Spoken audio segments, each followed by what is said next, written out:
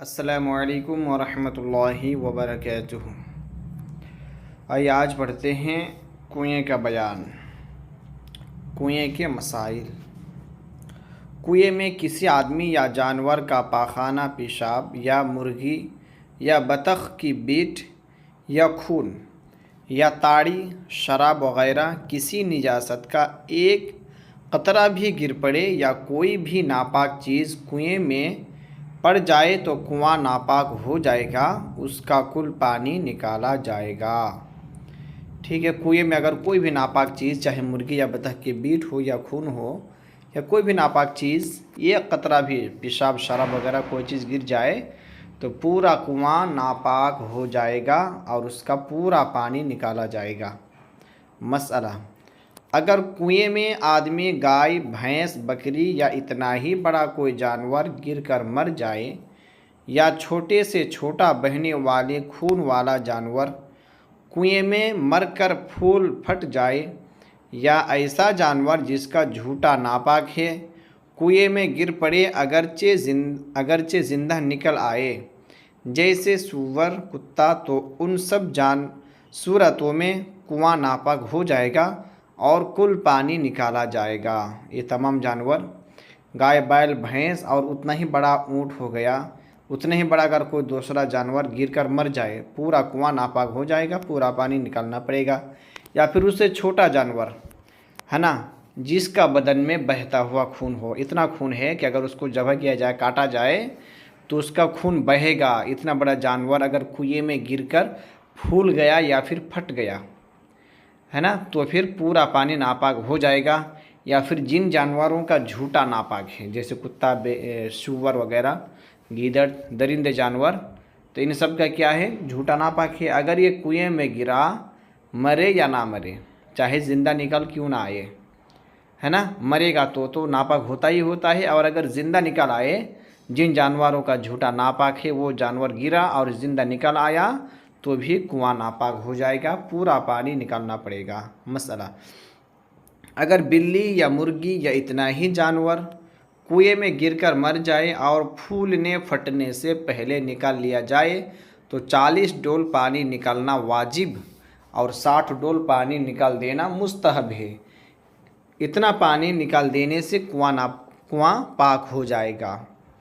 कौन सा जानवर, बिल्ली या मुर्गी या फिर उतना ही बड़ा जानवर गिरा और फूलने फटने से पहले ही निकाल लिया गया, अभी मरा और निकाल लिया गया, अभी इतना उसको टाइम नहीं दिया गया कि वो जानवर फूला या फिर फटा। अगर फूलता या फटता था तो पूरा पानी नापाक हो जाता था, फूलने फटने से पहले निकालेगा तो पूरा पानी नापाक नहीं होगा। इसमें क्या है कि 40 डोल पानी निकलना वाजिब है और 60 डोल निकालना मुस्तहब है।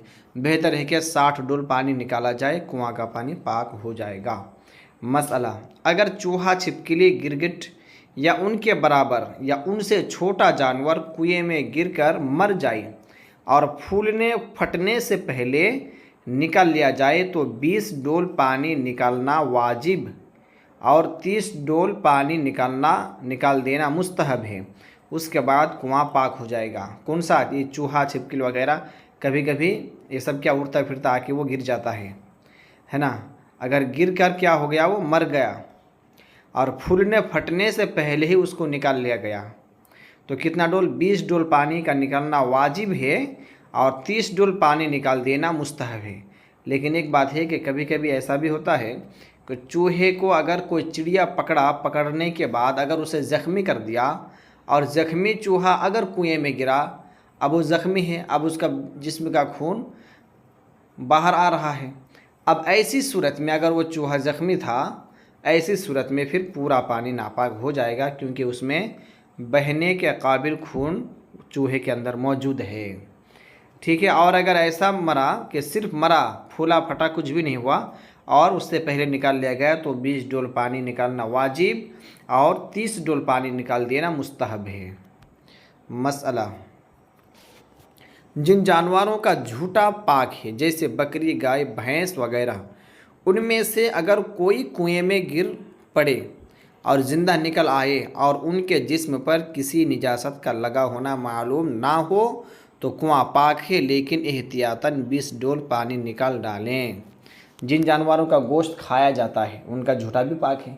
अगर ऐसा जानवर गिरा है ना, और गिर कर उसे ज़िंदा ही निकाल लाया, मरा नहीं, और अगर मालूम था कि इनके जिस्म में गोबर या कोई भी दूसरी निजासत नहीं थी, ऐसी सूरत में कुआं पाक है, लेकिन एहतियातन उसमें से 20 डोल पानी निकाल लिया जाए। और अगर मालूम था कि उसके बदन में गोबर या कोई दूसरी नापाक चीज़ थी, तब तो फिर पूरा कुआं का पानी ही नापाक हो जाएगा।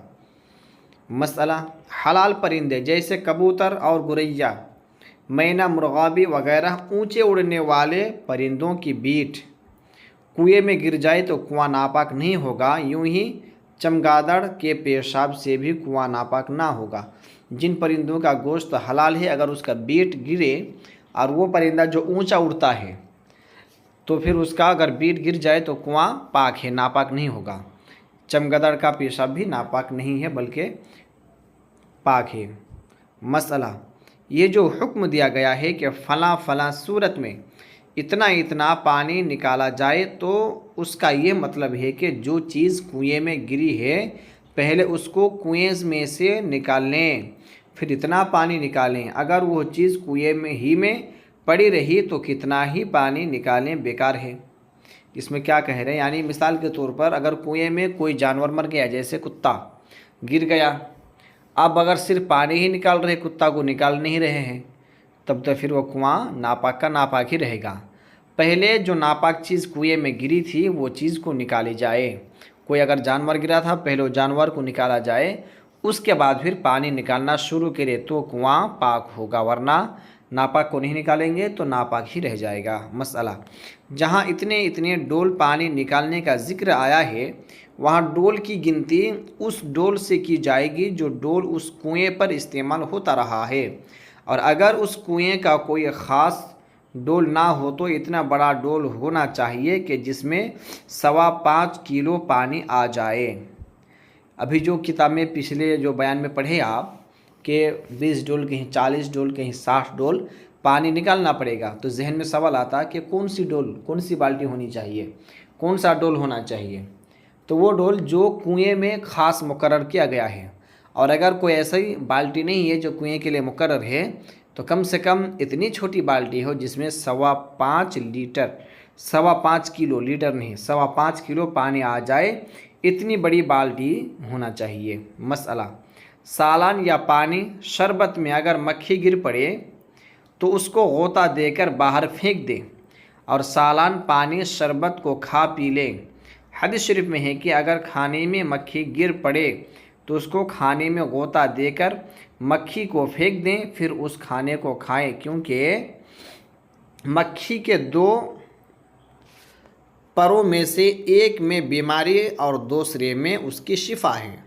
और मक्खी उस पर को खाने में पहले डालती है जिसमें बीमारी होती है, इसलिए गोता देकर दूसरा शिफा वाला पर भी खाने में पहुंचा दे।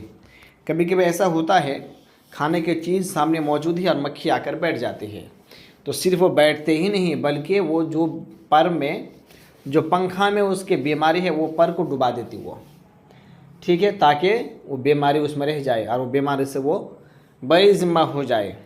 हुक्म क्या है कि जो 2 पंखा है उसका, तो एक पर में बीमारी और दूसरे पर में शिफा है। अगर मक्खी बैठती है तो उसको अच्छी तरीके से गोता दे, यानी डुबो दे, उसके बाद फिर निकाल के फेंके। इसीलिए डुबोना है क्योंकि ताकि वो जो बीमारी डाले वो चीज़ में, तो आप उसमें से जो दूसरे पंखों में, दूसरे पर में जो शिफा है उसकी, वो शिफा भी उसमें दे दे, ताकि वो बीमारी से किसी को कोई नुकसान ना पहुँचे। कभी कभी ऐसा होता है 50 लीटर या कई कई हज़ार रुपए का सामान बनाए हैं और बना के रखे सामने, और उसमें आके मक्खी बैठ जाती है तो बीमारी छोड़ के भागती है। ऐसी सूरत में उसको डुबा के बाहर फेंके, यह हदीस शरीफ से साबित है, इसमें कोई घिन की बात नहीं है। ऐसे फेंक देंगे तो फिर वो बात फिर अलग हो जाएगी। मसला, नापाक कुएं में जिस सूरत में जितने पानी निकालने का हुक्म है, जब उतना पानी निकाल लिया गया तो अब वो डोल और रस्सी और कुएं की दीवारें सब खुद ब खुद पाक हो गई, किसी को धोकर पाक करने की ज़रूरत नहीं।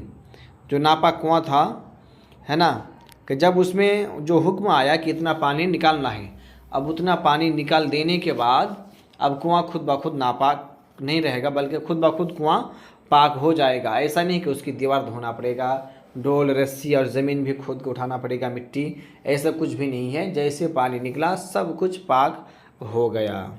ठीक है, अगर इसमें भी कोई समझने में कोई किस्म की परेशानी हो तो फिर कमेंट में देकर सवाल पूछ सकते हैं, इंशाल्लाह मैं समझाने की कोशिश करूँगा। और इसके और भी दूसरी जो वीडियोज़ है वो इंशाल्लाह आगे भी मिलती रहेगी, और बहुत सारे पार्ट्स जो कि बन चुके हैं उसमें से भी देख के आप जो है अपने इल्मी अमल में इजाफ़ा करें। अल्लाह की बारगाह में दुआ है हम सबको अमल खैर की तौफ़ीक़ अता फ़रमाए। अस्सलामु अलैकुम व रहमतुल्लाहि व बरकातुहू।